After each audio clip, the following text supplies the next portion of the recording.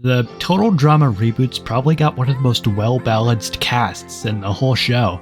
Every one of the 16 contestants has a sizable amount of fans backing them up no matter what. And within this avalanche of Julia, MK, Z, and Damien fans, we got Chase. I don't think too many people will disagree with me when I say Chase is the bottom of the barrel contestant when it comes to popularity. And don't you fucking lie to me. I know he's in last place in like all the YouTube community tab popularity contests. And this makes me feel even worse about the fact that this little douchebag stole my heart. Chase has gotta be one of my favorite competitors of the 4th generation. I don't know why myself, and part of this video is gonna be looking for that answer. So there we go, we got our title, why Chase is awesome. And why I think he should be the main villain if we get a 3rd season. Wait, what? You just got pranked! You guys really thought this would just be some video about why Chase is my favorite? Yeah, nah. If you want a good surface level Chase analysis, check out LechGang's video. It's actually really good and I'll put it in the description. But I want to go a step beyond. I want this video to be the key in unlocking Chase's full potential. A villain that can go head to head with Julia or Bowie. Fresh TV, Terry. I know you're busy with Smash Bros and your little fighting game tournaments, but take notes. Because if any already existing character has what it takes, I think it's Chase. I mean, everyone in the cast already hates him. But no, I'm getting ahead of myself. We gotta dissect Chase down to his raw elements before we go any further. Season 1, Chase is introduced as one of the cast's pre-established influencers and one of the contestants who knows another going in. That being Emma, the camper he acts as a crazy ex-boyfriend towards after cutting her brakes as a prank. He also acts as a fucking bro to Ripper and Z. And they kind of form a power trio throughout the first half of the season. Ripper and Chase's shared sexism contributes towards Axel and Scary Girl's eliminations, and Z's sort of just around for the ride like the goat he is. Once merge hits, this trio is mostly pushed aside to amp up his comedic one-sided rivalry with Emma. They surprisingly get back together and Chase learns no lessons, further stroking his ego. I hope you're still taking notes because this is going to come back later. The next few episodes have the two break up again after a wacky misunderstanding. Admittedly, the joke might wear thin depending on your tolerance, but they still work as a support towards Bowie's game plan about playing Julia, so it's at least justified. Also, he's a really good actor. There was no other place to put this, so there you go. Unfortunately, at the end of the day, Chase lost his 2 biggest bros, but he got his girlfriend back, again! Once again, setting up his own ego as the self-imposed king who could do no wrong. Still, everyone's sick of his unintentional manipulations on Emma. After his lack of understanding of the word selfless and knocking everyone off their pole for the sake of his own indulgence, Bowie caps him in what I assume is an act of trying to keep Emma close to him now that her one other ally is gone. But it backfires big time. That's the game for you. Alright, we're done with Chema's Season 1 performance. It's time for Season 2. Emma and Chase might be around for a much shorter time frame, but it gives us one key character trait. Chase will always think he's the center of the world, which we see with his little vlogging shtick in episode 2. This is also important for later, so remember that. The other noteworthy part of his limited screen time is his challenge hustle, even if it doesn't always work out in the end. Seriously, bro's the only one of 16 to dodge a paint balloon. That must be somewhat commendable. But that's basically the basics. Emma gets in Chase's head, he fucks around in a way that's reminiscent of Noah during Dodge Brawl, and dies. A ripperoni. With this, I think we've narrowed down what makes Chase both enjoyable and also a little annoying. It's his unmatched charisma in the face of being so obviously wrong about every aspect of his life. It's incredibly entertaining, even if it isn't the most laugh-out-loud part of these 2 seasons. Seriously, Julius Cho put on the performance of a fucking lifetime. This is one of the best vocal deliveries I've ever heard in Total Drama. You see how Emma waited till I was safe? That's love! With that being said, if we're going to build a Season 3 main villain Chase arc like this video promised, it's going to take some analysis of what works and what should be reworked in a way that still keeps him reminiscent of the character we know and most likely hate. So, what have we learned about Chase? He's entitled, he's sexist, he doesn't see a lick of problems with putting one's life in danger, he thinks he's the star of the show, he would never do shit for anyone else, he's a good actor, he's overindulgent, he probably sees Emma as more of an object than a person, and his main punchline is not learning a single lesson. But he's still one of the bros. If Chase had one big flaw as a character, or as I like to call it, the Chase problem, It's the way he's presented. He's portrayed as a majority comic relief character within the first 2 seasons' contexts, and when he's competing against Z, Wayne, Raj, and arguably Ripper for this generation's dumb funny man, he's bound to come up a little short just from the sheer oversaturation. I'm not even saying Chase isn't funny, it's just very hard to keep up when that's his main shtick. So bear with me, let's twist our perspective of Chase just a tad. I believe he should be portrayed as more so intentionally malicious towards those around him. Give Chase a little bit of a jealous streak towards the role models of Gen 4. This keeps his pre-established entitlement in place and portrays the dude as a guy who wants to be the main character of total drama. To put you guys in his shoes, Chase thinks he's the superstar hero, when in actuality he doesn't have 1 ounce of relatability to give off that impression. It's irony at its finest. He's just as funny as before, but now Chase has a little more nuance to balance the dude out without completely rewriting him. Remember when I said Chase's need for being the center of the world would be important going forward? Yeah, this is what I mean. But you might be asking, how does this all relate to Emma? Well, that's where we're kicking things off. This hypothetical season 3, which we don't even know if it'll happen or not, should start with very little of Chase and Emma interacting. Their comedy worked for a few episodes, but they both need time apart. To complement the Chase problem, Emma's problem is that she's presented as a straight man to Chase's antics.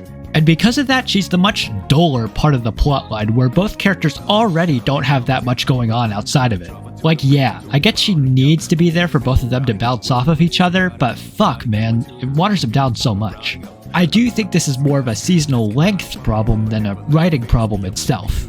So, outside of a few confessionals and some light jabs here and there, Emma should be ostracized from Chase and vice versa.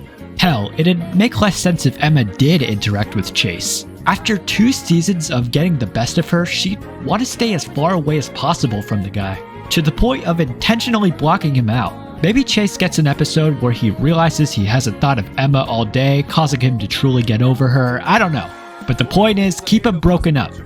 For what little positives Chase does have as a person, they're important to bring up. First off, he's one of the fucking boys. His relationship with Ripper, Z, or both should be highlighted. Every Heather needs a Lindsay and Beth. Or, if you're feeling saucy, the Tyler to Chase's Alejandro, if you will. Just so it isn't completely unreasonable to justify the villain's stay.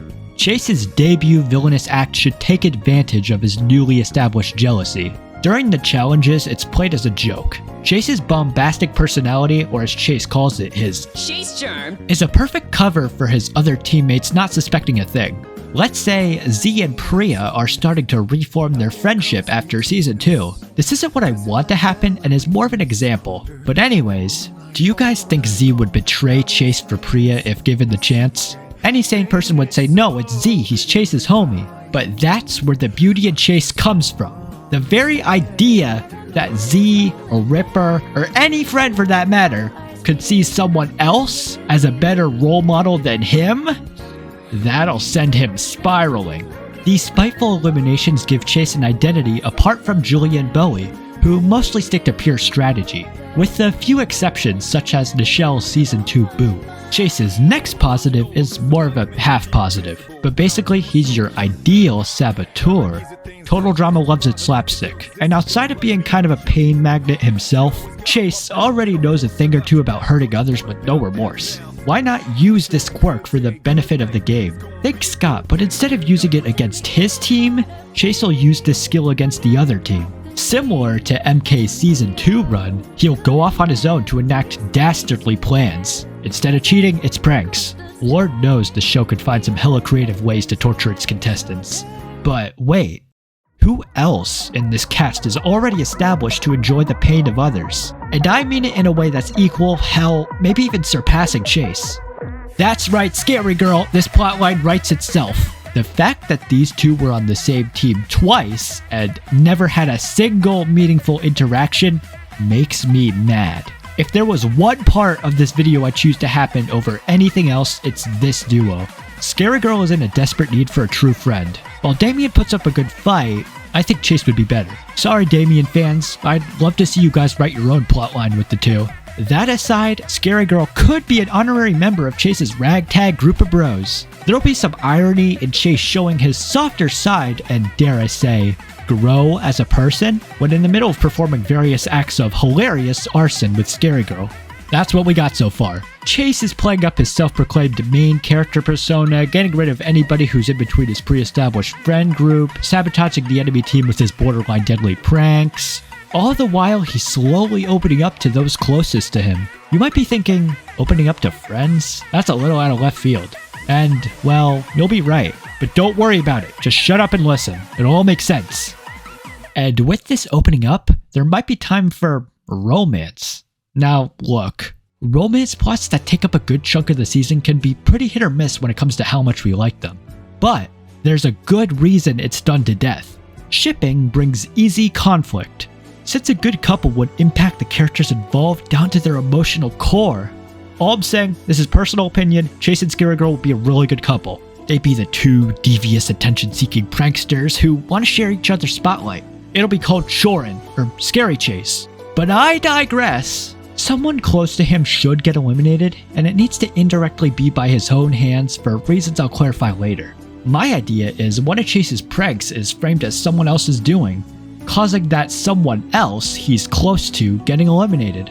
It could be a completely new character for all I'm concerned. There's a lot of different ways to do this plotline, but for now, we need Chase at his lowest point. I personally believe losing a romantic partner is the easiest way to get to this low point. We're also far overdue for a second double gold medalist in the Total Drama Babe Olympics. Thank you, Owen, for that very funny line. But a well-developed friendship could work just as well. By this point, we're in the merge and Chase is at rock bottom. Like a Wayne without his Raj. And after a whole half a season to get their own intricacies, I think it's time for Chase to reunite with Emma for an episode. A storyline for Emma could be a whole other video.